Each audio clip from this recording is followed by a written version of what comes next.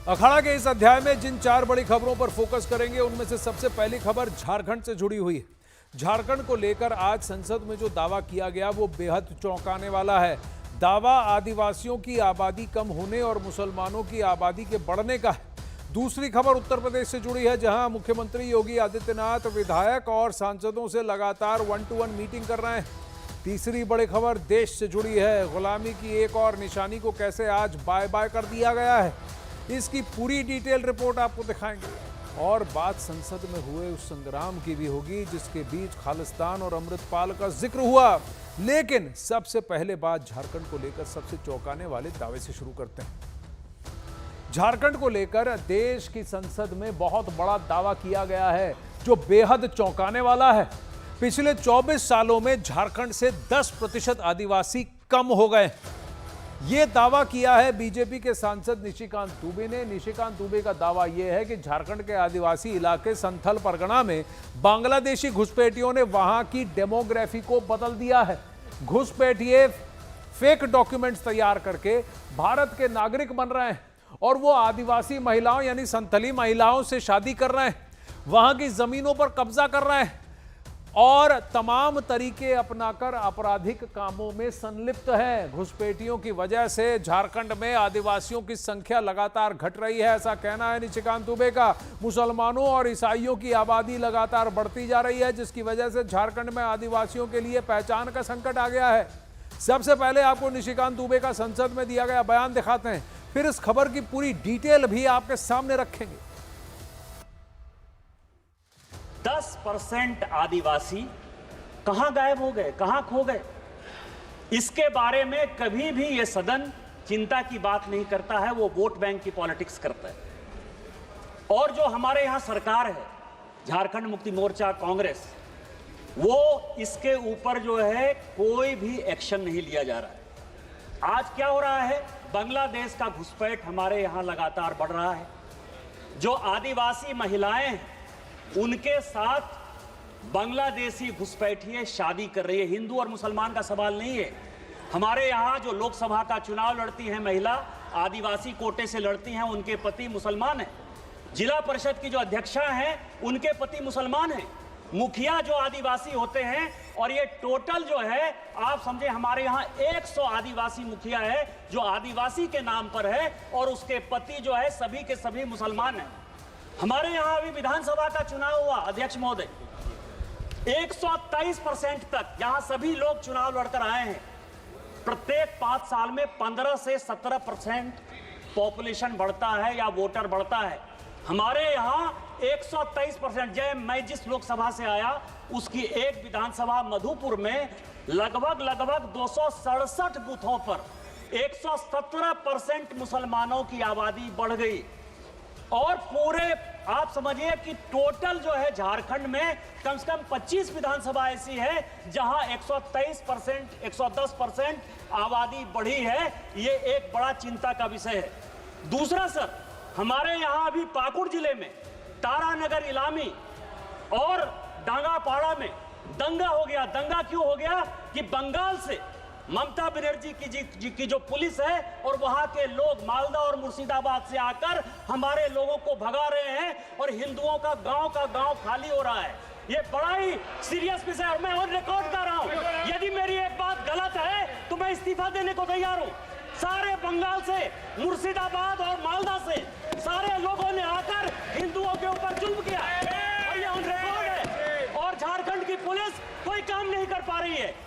मेरा आपके माध्यम से स्पीकर महोदय आग्रह है कि पूरा मालदा, मुर्शिदाबाद, अररिया, किशनगंज, कटिहार और हमारे यहाँ साहबगंज और ये झारखंड हाईकोर्ट का अभी 22 जुलाई का ऑर्डर है जो ये कह रहा है कि मुसलमानों की आबादी दिन प्रतिदिन बढ़ रही है और वहां भारत सरकार को हस्तक्षेप करना चाहिए। तो निशिकांत दुबे ने दावा किया है सदन पर, संसद पर खड़े होकर यह कहा कि मैं इस्तीफा देने को तैयार हूं अगर मेरा एक भी दावा जो यहां मैं इस पटल पे कह रहा हूं वो गलत निकले तो। झारखंड के पूर्व मुख्यमंत्री और बीजेपी के प्रदेश अध्यक्ष बाबूलाल मरांडी ने भी झारखंड की सोरेन सरकार पर हमला बोला है। बाबूलाल मरांडी का कहना है कि हेमंत सरकार वोट बैंक के खातिर आदिवासियों की घट रही आबादी और मुसलमानों की बढ़ रही आबादी पर चुप है। झारखंड के कुछ एक विधानसभा क्षेत्र है जहां पर मुस्लिम डोमिनेट करते हैं। उन क्षेत्रों में अप्रत्याशित रूप से मतदाता की सूची में बढ़ोतरी हुई है। अब 20% से लेकर के 123% मतदाता सूची में फर्जी तरीके से मतदाता के नाम वहां बढ़ाए गए। तो ये गलत है। अगर इस प्रकार से डेमोग्राफी में बदलाव होगी तो फिर डेमोक्रेसी में भी ये खतरे होंगे और उस खतरा को हम सबको महसूस करना चाहिए। ये तो पूरा डेमोग्राफी का अखाड़ा हो गया, पूरी तरह से काया पलट। लोकल पॉपुलेशन डाउन और बाहरी पॉपुलेशन अप। झारखंड में आदिवासियों के घटने और मुसलमानों के बढ़ने का मुद्दा उठा तो झारखंड सरकार में मंत्री बन्ना गुप्ता ने घुसपैठ का ठीकरा केंद्र सरकार पर फोड़ दिया। उन्होंने कहा कि अगर झारखंड में घुसपैठी आ रहे हैं तो बीएसएफ बॉर्डर पर क्या कर रही है। यदि सीमा के अंदर घुसपैठ हो रही है तो ये बॉर्डर सिक्योरिटी फोर्स का काम है, भारत सरकार का काम है, गृह मंत्री जी का काम है। ये काम राज्य सरकार का नहीं है। सीमाओं की सुरक्षा, देश की सीमाओं की सुरक्षा भारत सरकार की जवाबदेही जिम्मेवारी है। इसका मतलब है कि वो फेलियर हो रहे हैं। अब वो फेलियर हो रहे हैं और वो इसको जो है हिंदू मुसलमान के चश्मे से देखकर अपने राजनीतिक फ़ायदा, नफ़ा, नुकसान की बात सोचकर ये इस तरह का अनर्गल प्रलाप कर रहे हैं। Law and order state subject है कि नहीं, राज्य के अधीन आता है कि नहीं। हाँ, ये प्रश्न पूछा जाना चाहिए कि ये जो बॉर्डर है यहां से घुसपैठी अंदर कैसे आ रहे हैं। बीएसएफ पर आप दोष का ठीकरा फोड़ भी सकते हैं, कह सकते हैं बीएसएफ उनको अंदर आने दे रही है, लेकिन अगर आपके प्रदेश में आपकी लोकल पॉपुलेशन को वहां से विस्थापित कर कर कोई और जबरन घुस रहा है और आपके प्रदेश की जो आत्मा है, डीएनए है, उसी का कोड चेंज करने की कोई कोशिश कर रहा है, तो क्या आपके घर अलार्म बजना नहीं चाहिए। यही प्रश्न कि अलार्म क्यों नहीं बज रहा, झारखंड की सरकार क्यों नहीं एक्शन मोड में आई। देखिए ये आंकड़े, 2001 में आबादी साहिबगंज में 29% थी, अब 2011 में ये 26% आबादी हो गई। किसकी? आदिवासियों की। आदिवासियों की आबादी पाकुड़ में 46% थी 2001 में, 10 साल के अंदर वो घट के 4% 42% हो गई। गोड्डा में 23.62% थी उस वक्त, अब और 2011 में फिर 21.26%। अब तो इस बात को 15 साल हो गए दोस्तों। 15 साल में ये आंकड़ा कितना घट गया होगा। अभी खुद निशिकांत दुबे कह रहे हैं कि 10% तो एवरेज घट गया है। तो अब जहां पर कभी आदिवासी मेजॉरिटी में थे, क्या वो माइनॉरिटी में आ गए हैं। पाकुड़ का ये जिला, संताल परगना का ये पूरा जिला, यहां पर न्यूज 18 ने पिछले साल 2023 में अक्टूबर-नवंबर में जाकर के ग्राउंड रिपोर्ट किया था और जहां पर यह देखा गया कि जो निशिकांत दुबे ने संसद के पटल पर कहा है वो सत्य है, वो दिख रहा है वहां। लेकिन इसके लिए झारखंड सरकार क्या कर रही है, लोकल पुलिस और वहां के डीएम एसडीएम क्या कर रहे हैं, ये दूसरा आंकड़ा आपके सामने दिखाते हैं कि ओवरऑल जनगणना 2011 तक है हमारे पास। 1951 से इसको देखते हैं, आदिवासी पॉपुलेशन कहां से कहां पहुंच गया है। 1951 में 44.66% यानी 45% हुआ करता था, फिर उन 10 साल के अंदर घट गया, 6% घट गया, फिर उसके 10 साल में 2% घटा, उसके 10 साल में बराबर रहा, फिर 5% घट गया, 2001 तक आते आते फिर से 2% घटा और उसके बाद फिर से 1% घटा। लेकिन ओवरऑल अगर आप देखें तो कम से कम 16% आदिवासी पॉपुलेशन घट गया है। तो आदिवासियों का पॉपुलेशन घटा है तो किसका बढ़ गया, ये देखते हैं। 9.44% मुसलमान हुआ करते थे, 22.73% मुसलमान हो गए हैं। यानी ये देश के लोकल मुसलमानों की आबादी नहीं है दोस्तों। यहां ये बात इंपॉर्टेंट है। भारत का टीएफआर चाहे वो किसी भी समुदाय से हो, वो 2% से नीचे है। 1951 से लेकर 2011 तक झारखंड में भी इतनी आबादी का रेट नहीं था कि ये सिर्फ सब लोकल हैं। नहीं, ये बाहर से आए हुए हैं, ये बांग्लादेश से आए हुए हैं, घुसपैठी हैं, जिन्होंने यहाँ की लोकल लड़कियां, जो आदिवासी लड़कियां हैं, उनके साथ शादी कर कर उसको पूरा वहां पर डेमोग्राफी को बदल दिया। यही आरोप निशिकांत दुबे का है कि ये बाहरी हैं जो झारखंड के अंदर घुसकर इसी का डीएनए बदल रहे हैं। अब अन्य देखिए, अन्य की संख्या बड़ी है। अन्य की संख्या, आदिवासी और मुसलमान को छोड़ दें तो अन्य की संख्या 4% बढ़ी है। पिछले 60 सालों का जो आंकड़ा है 1951 से लेकर 2011 तक का, उसके बीच 2011 से 2024 तक का जो ये 14 साल का आंकड़ा है, 13-14 साल का आंकड़ा है, वहां क्या नंबर है किसी को नहीं मालूम। और सबसे खास प्रॉब्लम तो यहां है ये नंबर। अगर ये नंबर और घट गया, ये नंबर और बढ़ गया, तो आप देख रहे हैं 6% का आंकड़ा गैप था सिर्फ लोकल आदिवासी और जो मुसलमान हैं उनके पॉपुलेशन में। इन इलाकों में 6% का आंकड़ा था पिछले 13-14 साल में। क्या ये घूम गया है? क्या अब आदिवासी झारखंड में माइनॉरिटी में आ गए हैं और मुसलमान ऊपर चले गए नंबर? और खासकर उन जिलों में जहां पर आदिवासी आबादी ज्यादा हुआ करती थी, क्या वहां नंबर बढ़ गए? बाबूलाल मरांडी ने भी ऐसी ही बात की है। तनुज खत्री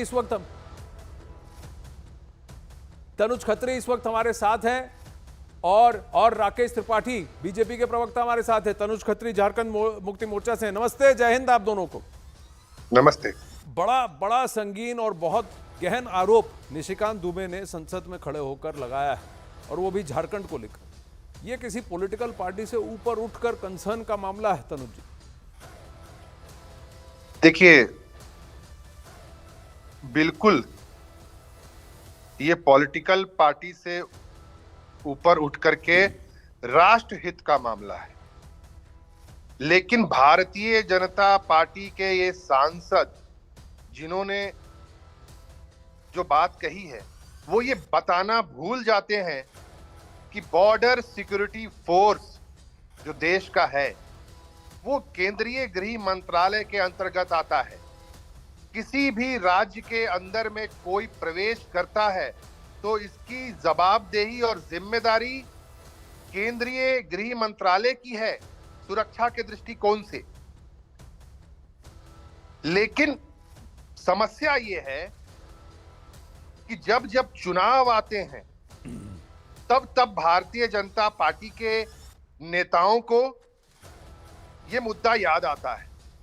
आप तब कहां थे निशिकांत दुबे जी, जब 10 सालों से केंद्र में आपकी सरकार है, भारतीय जनता पार्टी की सरकार है, आपके गृह मंत्री वहां पर AK-47 लेकर मुस्तैद हैं, तो आप आरोप लगा रहे हैं झारखंड की हेमंत सोरेन जी की सरकार पर।